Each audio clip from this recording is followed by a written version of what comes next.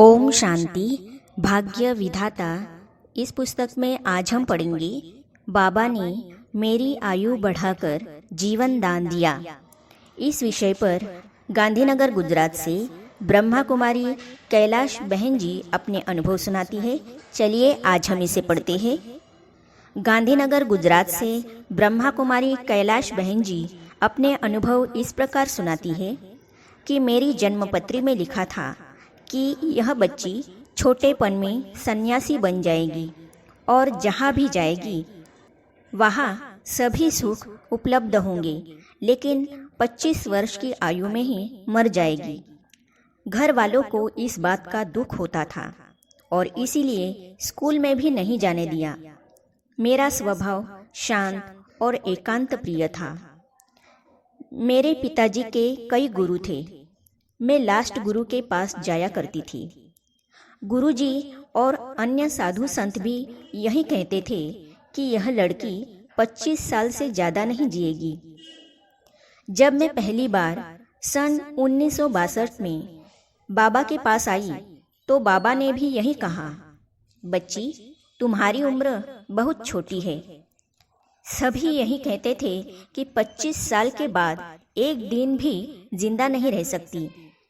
बाबा ने भी ऐसा ही कहा था, लेकिन बाबा के कहने में और दूसरे लोगों के कहने में काफ़ी अंतर था, क्योंकि बाबा ने साथ में यह भी कहा था कि हो सकता है योग बल से आयु बढ़ जाए।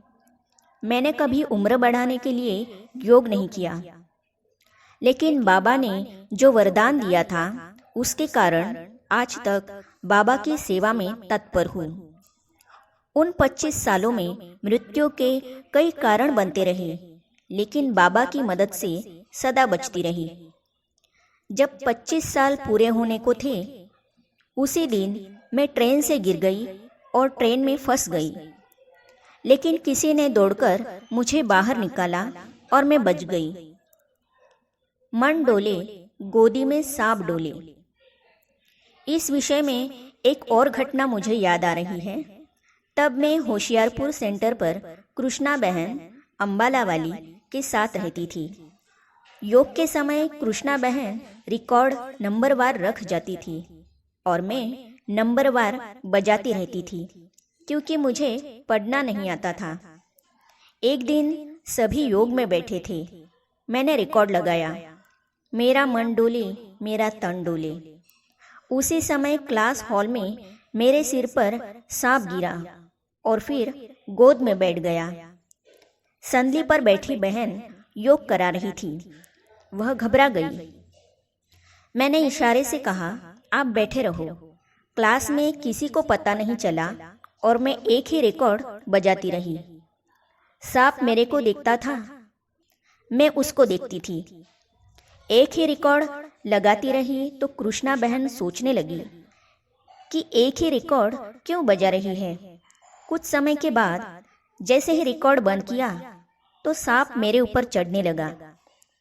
मैंने उसे झटके से नीचे गिरा दिया और साथ ही वही रिकॉर्ड लगाकर कृष्णा बहन को बुलाने गई। कृष्णा बहन ने बोला, अरे कैलाश, तुम आधे घंटे से एक ही रिकॉर्ड क्यों लगा रही हो? मैंने कहा, क्लास में सांप गिरा है। मैं उन्हें क्लास हॉल में ले गई और दरवाजे से दिखाया। देखा तो वह बहुत मस्ती में नाच रहा था। कृष्णा बहन ने कहा, कमाल है, कब से पढ़ा है? मैंने बताया, जब शुरू में गीत लगाया मेरा मन डोले, तब से मेरे गोदी में पड़ा था। कृष्णा बहन ने कहा, मेरा मन डोले तेरी गोदी में सांप डोले। फिर सबको बाहर बुलाया गया। इस प्रकार उस समय भी बाबा ने ही मुझे सांप से बचा लिया।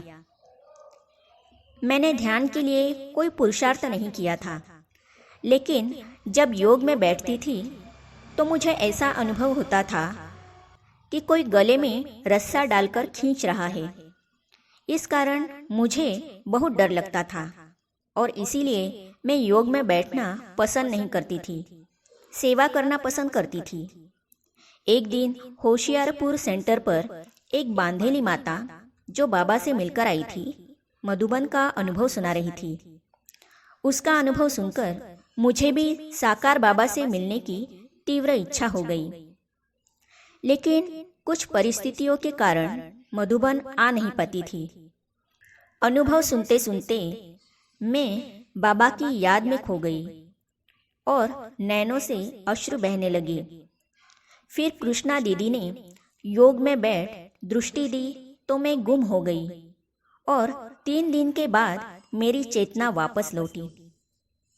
सभी बहनें देख रही थी कि मैं बहुत खुश हूँ, क्योंकि बाबा ने मुझे सुंदर सुंदर फल फूल आदि दिखाए थे। मैंने ऐसे फल इकट्ठे किए थे जो कभी नहीं देखे थे। बाबा ने कहा, बच्ची, ये फल किस लिए इकट्ठे किए हैं? मैंने कहा, बाबा, ये फल नीचे सबको खिलाऊंगी। तो बाबा ने कहा, सबको खिलाएगी? पक्का? मैंने कहा, जी बाबा। बाबा मुस्कुराने लगे। बाबा ने ही मुझे पढ़ना सिखाया। सन 1962 में बाबा से मिल रही थी। वहाँ दीदी भी बैठी थी। दीदी ने कहा, बाबा, यह बच्ची हिमाचल की है, भोली है, अच्छी है और ध्यान में जाती है। एक दिन बाबा ने कहा, बच्ची, तुम्हारा इतना अच्छा ध्यान में जाने का पाठ है तो तुम पंजाब क्यों जाती हो? बाबा जहाँ भेजे वहाँ जाएंगी? मैंने कहा, जी बाबा, आप जहाँ भेजेंगे वहाँ जाऊंगी, लेकिन घर के नज़दीक नहीं भेजना। वहाँ से दूर रखेंगे तो मैं अच्छी सेवा कर सकूंगी। बाबा ने कहा, अच्छा बच्ची, तुमको बाबा जयपुर भेज रहे हैं तो वहाँ जाना और बाबा को रोज भोग लगाना, क्योंकि तुमको ट्रांस में जाने की लिफ्ट मिली हुई है। इस गिफ्ट से सेवा करना। इस प्रकार बाबा ने कपड़े आदि डलवाकर पेटी तैयार करवाई और जयपुर सेवा पर भेजा। 8 मास के बाद बाबा ने मुझे मधुबन बुलाया और पूछा, बच्ची, जयपुर अच्छा लगता है? खुश हो? मैंने कहा, जी बाबा। फिर बाबा ने पूछा, बच्ची, तुम रोज मुरली पढ़ती हो? मैंने कहा, बाबा, मैं पढ़ी नहीं हूँ, इसीलिए मुरली नहीं पढ़ती हूँ, सुनती हूँ। तुम्हें पढ़ना तो बहुत था, क्यों नहीं पढ़ाई की? मैंने कहा, ड्रामा में नूंद नहीं होगी। बाबा बहुत हंसे और बोले, बच्ची, बाबा का दिया ज्ञान बाबा को ही सुना रही हो। फिर बाबा ने कहा, बच्ची, चिंता नहीं करो, तुम्हें बाबा पढ़ाएंगे। आज शाम को 4 बजे ऑफिस में आना, बाबा तुम्हें सिंधी पढ़ना सिखाएंगे।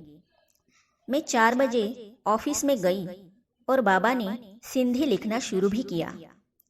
इतने में जयपुर से फोन आया कि कैलाश को जल्दी भेज दे, यहाँ बहुत सेवा है। बाबा ने कहा, बच्ची, तुमको जयपुर वाले बुला रहे हैं।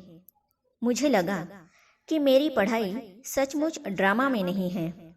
मुझे बहुत दुख हुआ और रोना भी आया। बाबा बोले, बच्ची, चुप रहो, सब दुखों को हरने वाले और सुख देने वाले बाप के सामने रोती हो।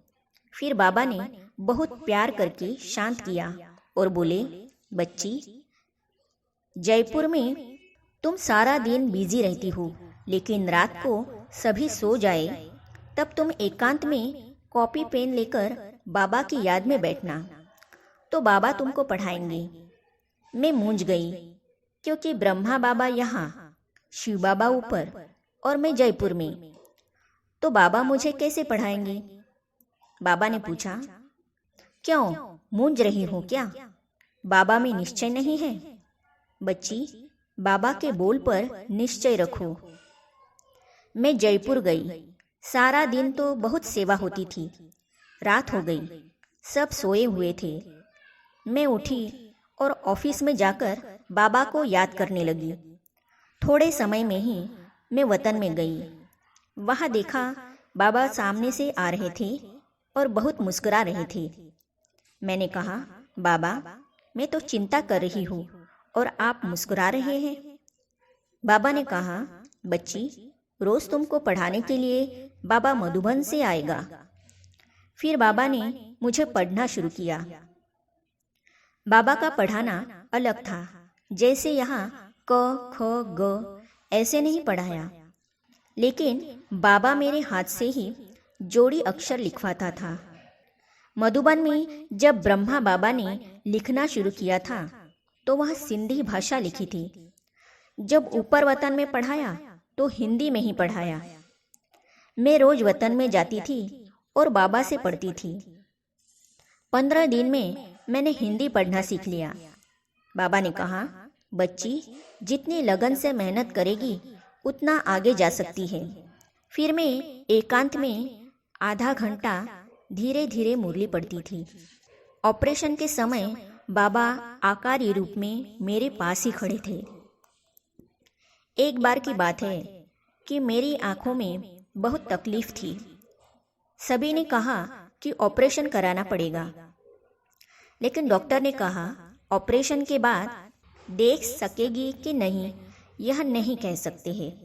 फिर बाबा से पूछा तो बाबा ने संदेश में कहा कि बाबा ज्योति देने वाला है, लेने वाला नहीं।